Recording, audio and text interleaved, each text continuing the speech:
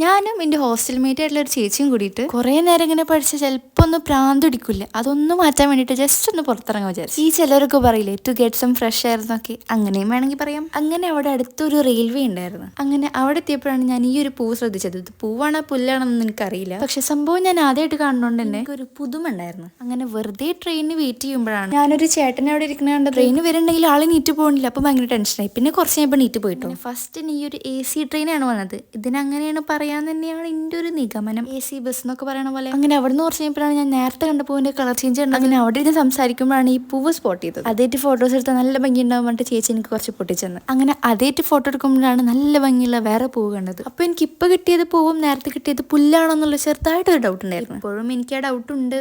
അങ്ങനെ റിട്ടേൺ പോവാന്ന് വിചാരിച്ചപ്പോഴാണ് ചേച്ചി ട്രെയിൻ വരുന്നുണ്ടെന്ന് പറഞ്ഞത്. ഇപ്പം എന്തായാലും ആ ട്രെയിനും കൂടി കണ്ടിട്ട് പോവാന്ന് വിചാരിച്ചപ്പോൾ ഒരു ട്രെയിനല്ല 3 ട്രെയിനാണ് അവിടെ നിന്ന് പോയത്. രണ്ടാമത്തെ ട്രെയിൻ പോയപ്പോൾ ഫ്രാഗ്രൻസിന്റെ ഓപ്പോസിറ്റ് സ്മെൽ ഉണ്ടായിരുന്നു. എന്നിട്ട് പിന്നെ ഞങ്ങൾ അവിടെ നേരെ തിരിച്ച് ഹോസ്റ്റലിലേക്ക് പോയി. അപ്പം ശരി, ബൈ.